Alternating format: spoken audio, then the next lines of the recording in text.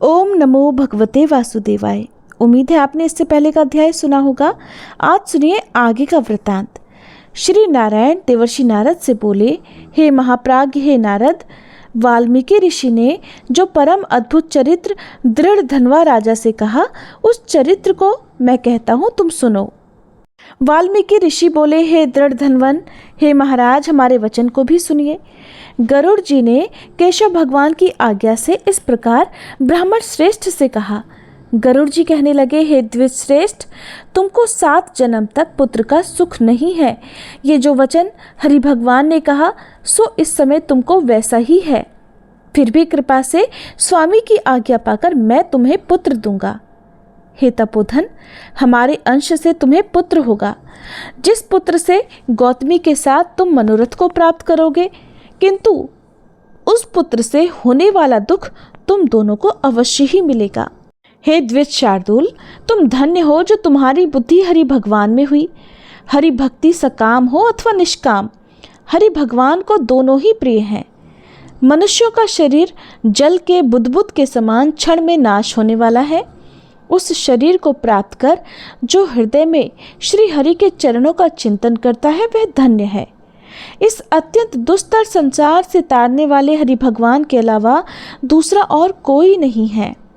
ये हरि भगवान की ही कृपा से मैंने तुमको पुत्र दिया है। मन में श्री हरि को धारण कर सुखपूर्वक विचारों और उदासीन भाव से अब संसार के सुखों को भोगो। वाल्मीकि ऋषि बोले, गौतमी और सुदेव दोनों स्त्री पुरुष के देखते ही देखते उत्तम वर को देकर उसी समय गरुड़ पर सवार होकर भगवान श्री हरि शीघ्र ही वैकुंठ लोक को चले गए। सुदेव शर्मा भी अपनी पत्नी के साथ अपने मन के अनुसार पुत्र रूप वर को पाकर अपने घर को आया और उत्तम गृहस्थ आश्रम के सुखों को भोगने लगा। इसके बाद कुछ समय बीतने के बाद गौतमी को गर्भ ठहरा और 10वां महीना प्राप्त होने पर गर्भ पूर्ण हुआ। प्रसूति काल आने पर गौतमी ने एक उत्तम पुत्र को जन्म दिया और पुत्र के पैदा होने पर सुदेव शर्मा बहुत प्रसन्न हुआ। श्रेष्ठ ब्राह्मणों को बुलाकर जात कर्म संस्कार किया और अच्छी तरह स्नान कर ब्राह्मण श्रेष्ठ सुदेव शर्मा ने उन ब्राह्मणों को बहुत सारा दान दिया।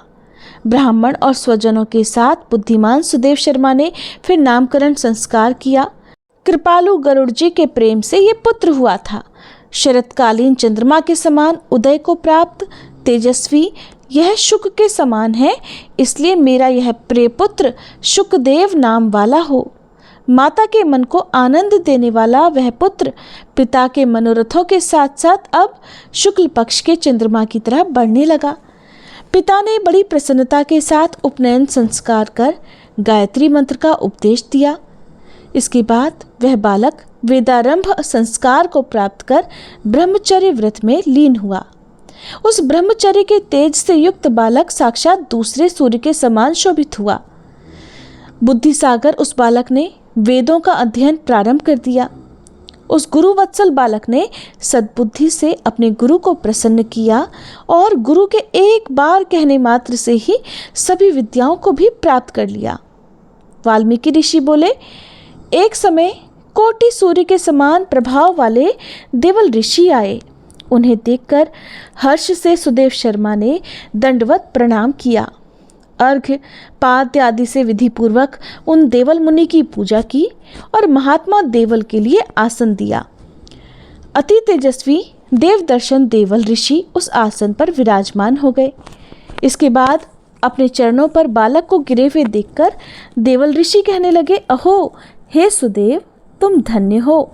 तुम्हारे ऊपर भगवान प्रसन्न हुए, क्योंकि तुमने दुर्लभ सुंदर और श्रेष्ठ पुत्र को जो प्राप्त किया है। ऐसा विनीत बुद्धिमान, बोलने में चतुर, वेद पाठी और शीलवान पुत्र तो कहीं भी किसी के यहाँ नहीं देखा।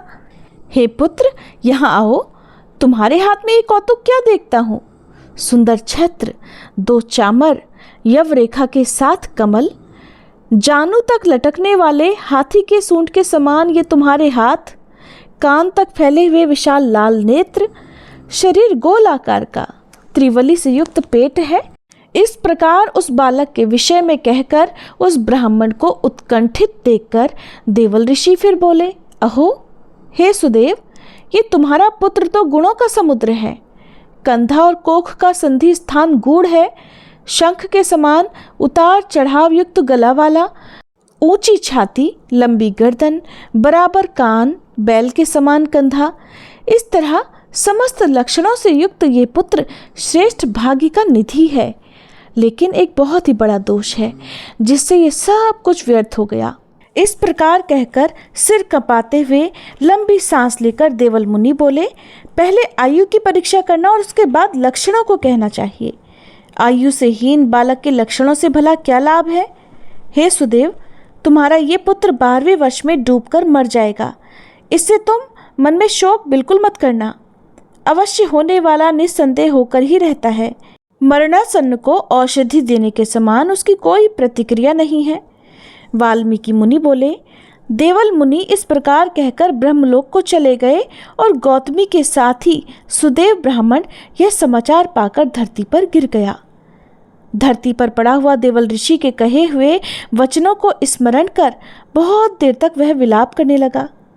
उसके बाद उसकी पत्नी गौतमी धैर्य धारण करती हुई पुत्र को अपनी गोद में लेकर पहले प्रेम से अपने पुत्र का मुख चुंबन कर बाद में अपने पति से बोली, हे द्विजराज, होने वाली वस्तु में कभी भय नहीं करना चाहिए। जो नहीं होने वाला है वो कभी नहीं होगा और जो होने वाला है वो तो होकर ही रहेगा। क्या राजा नल, रामचंद्र और युधिष्ठिर को दुख प्राप्त नहीं हुए? राजा बलि भी बंधन को प्राप्त हुआ, यादव नाश को प्राप्त हुए, हिरण्याक्ष कठिन वध को प्राप्त हुआ, वृत्तासुर भी मृत्यु को प्राप्त हुआ, सहस्त्रार्जुन का सिर काटा गया, रावण के भी उसी तरह सिर काटे गए। हे मुने, भगवान रामचंद्र भी तो वन में जानकी जी के विरह को प्राप्त हुए थे।